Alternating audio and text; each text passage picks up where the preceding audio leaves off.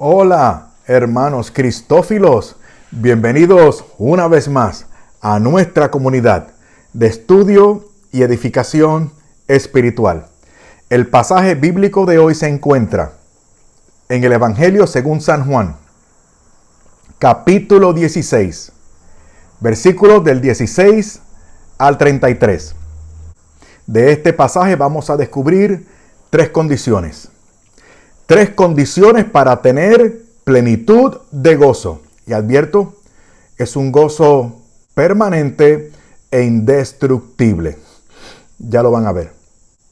Pero antes que se me olvide, hermanos, les exhorto a que permanezcan pendientes de toda esta reflexión, ya que al final les estaré compartiendo una historia bellísima. Un testimonio impactante que les va a demostrar que es posible satisfacer estas tres condiciones para tener esa plenitud de gozo permanente e indestructible. Lo que les voy a compartir les va a motivar y les va a inspirar muchísimo. Bueno, entonces el Señor aquí en este pasaje asegura esa plenitud de gozo como una cualidad permanente, aunque por supuesto es una cualidad permanente pero condicionada, porque ustedes saben que una de las formas en que se manifiesta la imagen y la semejanza de Dios en nosotros es en el hecho de que somos libres y por lo tanto tenemos que consentir la gracia para que la gracia, sin violentar nuestra naturaleza, pueda entonces perfeccionarla. Entonces, vamos a la primera de esas tres condiciones para tener esa plenitud de gozo. Primera condición, hay que entender el sentido del Evangelio de Jesucristo. Noten que en aquel momento, hermanos, en que se está dando el compartir del Señor con sus discípulos en este pasaje, ellos no podían entender lo que el Señor les refería sobre su muerte y resurrección. Veamos los versículos del 16 al 18. Dice, dentro de un poco ya no me veréis y dentro de otro poco me volveréis a ver. Sus discípulos se decían unos a otros, ¿qué es esto que nos dice? Dentro de un poco no me veréis y dentro de otro poco me volveréis a ver y que voy al Padre. Y decían, ¿qué es esto que dice? Dentro de un poco. No sabemos a qué se refiere. No entendían. Pero luego, cuando se le manifieste el Señor resucitado, después de la tribulación que les provocará la ausencia del Señor, entonces cuando lo descubran resucitado, tendrán un gozo que no perderán jamás. Noten el versículo 22. Así pues, también vosotros, le dice el Señor, también vosotros ahora os entristecéis, pero os volveré a ver y se os alegrará el corazón y nadie os quitará vuestra alegría. Lo está diciendo el Señor. Y otra palabra clave aquí en este versículo es corazón. Es una alegría del corazón. Esto tiene mucho que ver, porque estamos hablando de una alegría que emana del estrato más íntimo del ser de nosotros. Recordemos que el corazón es ese lugar donde está usted y es solamente usted y nadie más. Es el centro de comando, hermano. Es de donde salen las cosas buenas o malas. De ahí, del centro, de lo más íntimo y lo más legítimo, suyo y nuestro. De ahí es que parte ese gozo y esa alegría sobrenatural que nadie nos va a quitar, según dice el Señor. Ok. Luego en la oración dominical, San Juan capítulo 17, versículo 13, mire qué bonito le dice el Señor a su Padre. Pero ahora voy a ti y digo estas cosas en el mundo para que tengan mi alegría completa en sí mismos. Es la alegría del Cristo resucitado, hermanos. Es la alegría del Cristo resucitado vivo y operante. Porque si no hay relación, no se acaba de creer. Noten ustedes en Lucas capítulo 24, versículos del 39 al 44. Voy a leer, dice así. Mirad mis manos y mis pies. Soy yo mismo. Palpadme y comprended que un espíritu no tiene carne ni huesos como veis que yo tengo. Noten ustedes que el Señor está tratando de llegar al entendimiento. Corroboren, aquí estoy yo. Recuerden luego lo que dicen los apóstoles en los Hechos de los Apóstoles. No podemos dejar de decir lo que hemos visto y oído. El Señor lo sabe y por eso el Señor se le está manifestando de esa manera. El Señor quiere demostrarle su resurrección y quiere relacionarse con ellos a propósito. Dice ahora el versículo 40 y siguiente. Y dicho esto, le mostró las manos y los pies. Como no acababan de creer por la alegría, les embargó una alegría, hermanos, espectacular, que les emocionó, que les sobrecogió en todo sentido. Y entonces estaban llenos de admiración. Y como no acababan de creer por la alegría, les dijo el Señor: ¿tenéis aquí algo que comer? Entonces ellos le ofrecieron un trozo de pez asado y lo tomó y se lo comió delante de ellos y le dijo: esto es lo que os decía cuando aún estaba con vosotros. Noten ustedes, el Cristo resucitado se está relacionando con ellos y ya les había dicho, ya les había anticipado que cuando se dieran cuenta de estas cosas era que iban a tener el gozo completo que nadie les iba a quitar. Pero, mucho cuidado, porque este gozo apunta al cielo, hermanos míos, apunta al cielo por voluntad de Dios. ¿Okay? Noten ustedes otra vez la oración dominical, San Juan capítulo 17, versículo 24, dice: Padre, quiero que donde yo estoy, también estén conmigo los que tú me has confiado, para que vean mi gloria, la que me has dado, porque me amaste antes de la creación del mundo. ¿Qué quiere el Señor? Que todas estas bendiciones apunten para que nos conduzca a Él y Él nos pueda llevar a la patria celestial. Todo apunta al cielo, hermanos. Condición número 2. Hemos visto que la primera condición para una plenitud de gozo estable o permanente, indestructible, es que hay que entender el sentido de la muerte y resurrección de Jesucristo. Segunda condición, hay que entender el sentido del sufrimiento. Noten ustedes lo que dice el versículo 21. La mujer, cuando va a dar a luz, está triste, porque ha llegado su hora.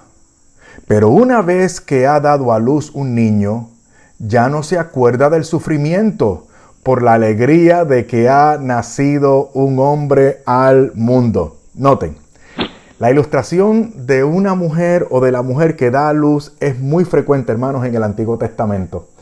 Y se hace para indicar un dolor intenso. Luego los profetas recurren a menudo a esta misma imagen para anunciar a un pueblo mesiánico. Un pueblo mesiánico se refiere al pueblo del Mesías o al pueblo de Jesucristo. Vaya, a ustedes y a mí. El pueblo que constituimos ustedes y yo hoy en día en la iglesia. Entonces, los profetas recurren muy a menudo cuando utilizan esta imagen para anunciar al pueblo de ese Mesías. Estaba aquí, anoté algunos textos para demostrar esto. Bueno, están en la pantalla. Así que fíjense de esos textos que demuestran lo que estoy diciendo. Bueno, de esta misma manera, el nacimiento del nuevo pueblo de Dios conlleva dolores intensos.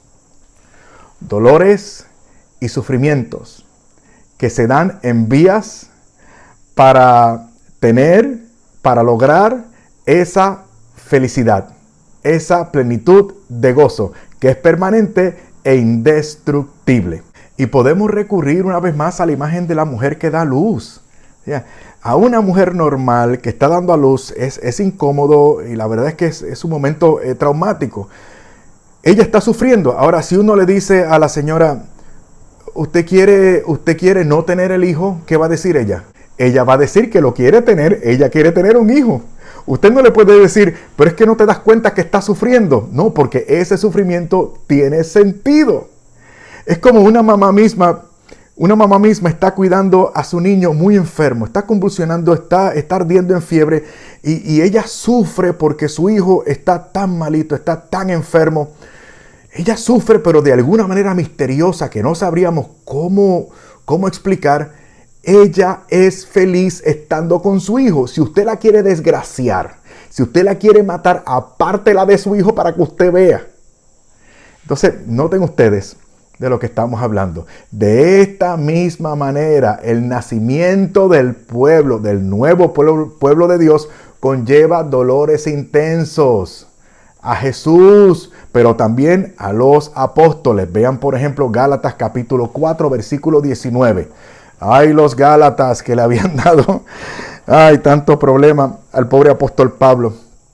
Presenta el Evangelio de Jesucristo que ellos habían acogido con fe y con alegría, y ahora vuelven y se echan para atrás para los rudimentos de la ley. Bueno, no porque la ley sea mala, sino porque, ahora tenían a Jesucristo, que era la plenitud de esa fe. Ahora lo tenían todo y los Gálatas echaban para atrás, y eso dolía al apóstol Pablo, y por eso dice en Gálatas 4:19, hijos míos, por quienes padezco otra vez dolores de parto, hasta que Cristo esté formado en vosotros. Y también unos dolores que se verán luego compensados con el gozo de la consumación del reino de Dios. Vean, por ejemplo, Romanos capítulo 8, versículos 22 y 23. Miren qué interesante. Pues sabemos que la creación entera gime y sufre con dolores de parto hasta el momento presente. Y no solo ella, sino que nosotros, que poseemos ya los primeros frutos del Espíritu, también gemimos en nuestro interior aguardando la adopción de hijos, la redención de nuestro cuerpo. Noten ustedes, hermanos, que entonces hay que entender el sentido del sufrimiento, porque si nos quedamos en el sufrimiento y lo vamos a abordar y lo vamos a entender en términos meramente humanos o reductivos, hermanos, miren, hermanos queridos, ustedes saben que los cristianos no sufrimos de gratis. Los cristianos no sufrimos por sufrir. Los cristianos sufrimos con sentido. Los cristianos damos un sentido sobrenatural y purificador al sufrimiento. Y aquí estamos viendo también que es un sufrimiento que genera, que da luz, que produce. Entonces, si usted quiere satisfacer esta segunda condición, para ser alegre, para no volverse pesimista, para no apocarse, para no reducirse ni centrarse en sí mismo por el sufrimiento, usted necesita descubrir el sentido sobrenatural del sufrimiento, así como la primera condición nos apuntó a entender el Evangelio, entender la misión redentora de Jesucristo, entender el sentido de la muerte y la resurrección de Jesucristo. Ahora vamos para la tercera condición. Tercera condición para tener una plenitud de gozo permanente e indestructible. Tercera condición, hay que entender el fundamento de nuestra confianza. Hay que entender el fundamento de nuestra confianza. Hermanos míos, el fundamento de nuestra confianza en la que se sostiene nuestro gozo es el Señor Jesús y la inmensidad del amor de Dios al enviar a su Hijo al mundo. Esto es importante, lo voy a repetir.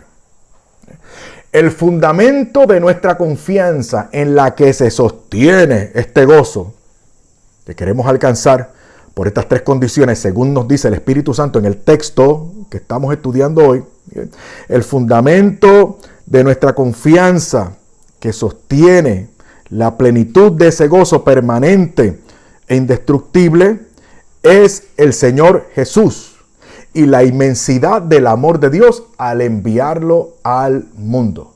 ¿Recuerdan Juan 3:16? Porque de tal manera amó Dios al mundo. ¿De qué manera lo amó? Porque de tal manera amó Dios al mundo, que le entregó a su Hijo unigénito para que todo aquel que en Él cree no se pierda, sino que tenga la vida eterna. Y en otro lugar dice, en esto conocemos el amor de Dios, en que Dios nos amó primero. Vamos a citar entonces los versículos 25 al 30 de nuestro pasaje que apuntan a esto. Os he dicho todo esto con comparaciones. Llega la hora en la que no hablaré con comparaciones, sino que claramente os anunciaré las cosas acerca del Padre, ya que el Padre mismo os ama, porque vosotros me habéis amado y habéis creído que yo salí de Dios. Salí del Padre y vine al mundo. De nuevo dejo el mundo y voy al Padre. Le dice a sus discípulos, ahora sí, estoy en el versículo 29, ahora sí que hablas con claridad y no usas ninguna comparación. Ahora entendieron el fundamento de esa confianza. ¿Cuál es? Versículo 27, el Padre os ama. Porque vosotros me habéis amado y habéis creído que yo salí de Dios. El Padre los ama. Y yo estoy aquí para ser el vínculo a través del cual ustedes se relacionan con el Padre, a través de mí. Noten ustedes entonces cómo esto cobra el sentido que nos apunta a esta tercera condición. Luego, hermanos, comprendan que al final de cuentas, la victoria de Cristo es la victoria del cristiano. A tono con esta tercera condición, hermanos, reconozcamos que al final de cuentas la victoria de Cristo es la victoria del cristiano. Los triunfos de Él son los triunfos de nosotros. Y eso también debe fundamentar nuestra confianza. Noten ustedes el versículo 33. Os he dicho esto para que tengáis paz en mí. En el mundo tendréis sufrimientos, pero confiad, yo he vencido al mundo. Noten ustedes, mis hermanos, que tenemos un fundamento sólido para sustentar nuestra confianza en Él. A tono con esto, Filipenses capítulo 4, versículos 12 y 13. Dice, bueno, por lo general se cita mucho Filipenses 4:13, ¿no? Todo lo puedo en Cristo, todo lo puedo en aquel que me conforta, pero logra un mejor sentido cuando lo tomamos desde el versículo 12. Dice, he aprendido a vivir en la pobreza, he aprendido a vivir en la abundancia, estoy acostumbrado a todo en todo lugar, a la hartura y a la escasez, a la riqueza y a la pobreza. Luego entonces, desde esa perspectiva, todo lo puedo en Cristo que me conforta. Por lo tanto, este gozo, para ser permanente e indestructible, no puede depender de las condiciones exteriores. No, Señor. Por eso tiene que ser un gozo sobrenatural, sustentado, fundamentado en las cosas que le dijo el Señor a sus discípulos en el pasaje de hoy. Y si se quiere lograr, son tres condiciones. Primero, entender el sentido de la muerte y la resurrección de Jesucristo, el Evangelio, el querigma. Segunda condición, hay que entender el sentido del sufrimiento. Y tercero, hay que entender el fundamento de nuestra confianza. Ahora, hermanos, para ir aterrizando el versículo 20, dice, en verdad os digo, que lloraréis y os lamentaréis, y en cambio el mundo se alegrará. Vosotros estaréis tristes, pero vuestra tristeza se convertirá en alegría. Ay, hermanos, esto a mí me llena de tanta paz. De tanta paz, hermanos, porque Dios quiere que seamos felices y ha provisto en Cristo Jesús el medio para que yo pueda optar por esa felicidad. Porque es lo que Él quiere, hermanos, es lo que Él quiere. Y para eso hay que vivir para Él, vivir para Él.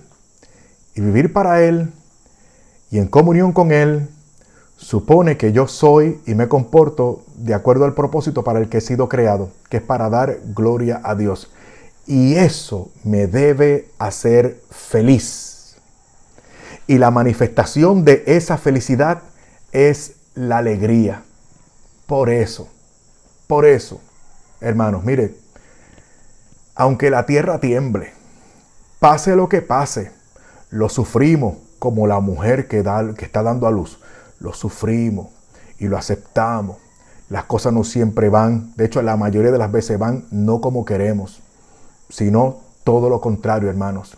Pero a pesar de todo y en contra de quien sea, nosotros sabemos, tenemos la confianza y descansamos en las promesas del Señor, que nunca miente y tiene todo el poder para hacer lo que dice, que nuestra tristeza se convierte en alegría. Y que conste, hermanos, que conste, somos realistas. Nosotros sabemos que en la actualidad hay incertidumbre, como la ha habido siempre. Y aún peor en otras ocasiones, hay ocasiones, muchas ocasiones, en las que les ha ido a la gente peor de lo que les está yendo ahora. Ha habido peores ocasiones en la historia de la humanidad. Pero nuestra alegría, somos realistas, pero nuestra alegría tiene un fundamento sólido en Cristo. Las situaciones van y vienen, hermanos. Ustedes lo saben, las situaciones van y vienen, empeoran y mejoran. Y por lo mismo es que no podemos fundamentarnos en lo que pasa. No podemos fundamentarnos en lo que pasa, sino que nos fundamentamos en quien nunca pasa, ni miente, ni cambia, y que además tiene, repito, todo el poder para hacer lo que dice. Nuestra confianza tiene un fundamento sólido, pero hay que colaborar con la gracia. Por eso, hermanos, buscamos entender el Evangelio, que era la primera parte. Entender el sentido cristiano y purificador del sufrimiento. Y tercero, entender que nuestra alegría, nuestro gozo tiene un fundamento sólido en Cristo. Vean, por ejemplo, Romanos capítulo 8, versículos 35 al 37. Miren qué bonito. ¿Quién nos apartará del amor de Cristo? ¿La tribulación o la angustia? ¿O la persecución? ¿O el hambre? ¿O la desnudez? ¿O el peligro? ¿O la espada? Como dice la Escritura, por tu causa somos llevados a la muerte todo el día. Somos considerados como ovejas destinadas al matadero. ¿Se dan cuenta? Somos realistas. Pero, dice el versículo 37, pero en todas estas cosas vencemos con creces gracias a aquel que nos amó. Esta es la bendita, poderosa, inspirada palabra de Dios, hermanos. Yo creo en esto. Porque esto es razonable. Nuestra religión no es racionalista, pero es razonable. Se basa en hechos históricos. Él nació, vivió entre nosotros, padeció, murió, resucitó, verdaderamente resucitó y fue glorificado. Y es precisamente la realidad de esa persona, de su obra y su poder, lo que sustenta nuestra confianza y por lo cual estamos alegres, con este gozo sobrenatural que es permanente e indestructible. Porque se basa y se fundamenta en Dios, nuestro Señor. No es ningún hombre, no es ninguna ideología que hoy es y mañana no es, o en ningún hombre que hoy es y mañana se muere. No, fundamentado, basado en Dios nuestro Señor. Primera de Juan, capítulo 4, versículo 4. Vosotros, hijos, sois de Dios y los habéis vencido, porque el que está en vosotros es más poderoso que el que está en el mundo. ¿Se dan cuenta? Romanos 5:4, porque todo el que ha nacido de Dios vence al mundo. ¿Usted nació de Dios? ¿Usted ha nacido de nuevo? Usted tiene la fe, la fe teologal, la fe correcta, no la fe mágica, esotérica, de confesar mantras. No, la fe que denota confianza y acción. ¿Usted tiene esa fe?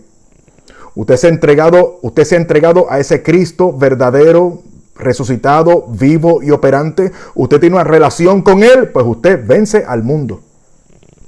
Y la victoria que vence al mundo es, según dice Romanos 5:4, nuestra fe. Otro texto formidable, Apocalipsis capítulo 12, versículo 11. El capítulo 12 de Apocalipsis, esa revelación de esa guerra cósmica, universal, algo increíble. Esa gran bestia con 7 cabezas y 10 cuernos que viene a hacer la guerra. Y dice el versículo 11, ellos los vencieron. O sea, la gran bestia viene a hacernos la guerra. Y dice, ellos los vencieron. Nosotros los vencimos. Usted y yo los vencimos por la sangre del Cordero. Jesucristo, Jesucristo, Jesucristo. Por la sangre del Cordero y por la palabra del testimonio que dieron. O sea, la palabra del Evangelio. Y despreciaron su vida hasta la muerte. Y ahora, hermanos, lo que les había anticipado y prometido. Les quiero compartir un testimonio de fe, de confianza y de alegría. Se trata de la hermana Cecilia María, una monja del monasterio de Santa Teresa y San José en Santa Fe, Argentina, que atravesó durante meses por un cáncer terrible y muy doloroso. Y aún así, hermanos, aún así se dispuso esta mujer a dar esperanza, a servir, a bendecir a otros, a ofrecer paz y alegría. Hermanos, impactó como no tienen idea, impactó y se viralizó la foto que quiero compartir con ustedes en pantalla. La foto que la muestra a ella, a la hermana Cecilia, muriendo con una hermosa sonrisa a los 43 años. Esa foto que ustedes están viendo, hermanos, es el momento en que la hermana Cecilia se iba con el Señor. El momento en que se le iba su último hálito de vida. Esta hermana nuestra estaba con esa sonrisa que siempre, siempre le caracterizó. La hermana Cecilia dejó su último deseo, hermanos. Un último deseo expresado en un pedazo de papel. Y su último deseo en ese pedazo de papel decía de la forma siguiente, voy a citar. Estaba pensando cómo quería que fuera mi funeral. Primero, un poco de fuerte oración y después una gran fiesta. No se olviden de rezar, pero tampoco de celebrar. Termina la cita. Hermanos míos, para los que estamos en Cristo, esta vida está llena de sentido y de gozo. Un sentido y un gozo tan pleno y tan permanente que no termina con la muerte. De eso es lo que hemos estado hablando, hermanos, en esta reflexión. Sí, porque nada ni nadie podrá separarnos nunca del amor de Dios que está en Cristo Jesús, Señor nuestro. Romanos capítulo 8, versículo 39. Amén.